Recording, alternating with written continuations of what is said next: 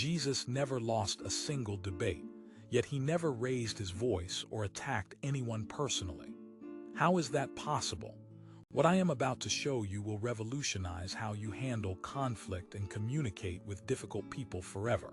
Pay attention, because by the end of this, you will understand a communication superpower that most people never learn. The secret is not what you think. It is not about being smarter or having better facts. It is about something far more powerful that transforms both you and the person you are speaking with. When the Pharisees tried to trap Jesus with the question about paying taxes to Caesar, watch what happened. They thought they had him cornered. If he said yes, the Jews would hate him for supporting Roman oppression. If he said no, the Romans would arrest him for rebellion. But Jesus did something brilliant. He asked for a coin and said, "Whose image is on this?" They answered, "Caesar." Then he delivered the perfect response. "Render unto Caesar what is Caesar's, and unto God what is God's." He did not argue. He elevated the conversation to a higher level that made the trap irrelevant. Here is the principle that changes everything. Instead of fighting on their level, he lifted the discussion to truth that nobody could argue with. You can do this too. When someone attacks your character, instead of defending yourself, you can ask what outcome they want from this conversation. When someone criticizes your choices, instead of justifying yourself, you can acknowledge their concern and redirect to shared values. Have you ever tried this approach with someone who was confronting you? Tell me in the comments how it worked out. But here is the deeper secret Jesus knew. He understood that behind every attack is a hurt person seeking validation or control.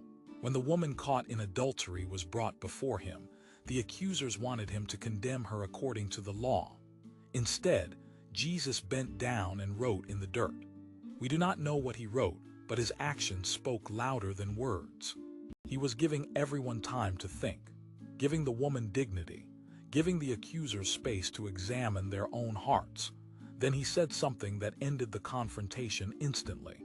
Let him who is without sin cast the first stone. He did not defend the woman by attacking her accusers. He revealed truth that made their attack impossible to continue. This is the pattern you need to understand.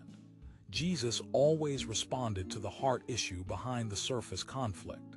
When people challenged his authority to heal on the Sabbath, he could have argued about religious law. Instead, he asked, is it lawful to do good on the Sabbath or to do harm, to save life or to kill? He forced them to choose between their rules and their humanity. Every time someone comes at you with criticism or conflict, ask yourself, what are they really asking for? Usually it is respect, understanding, security, or love. Address that need instead of defending against their words.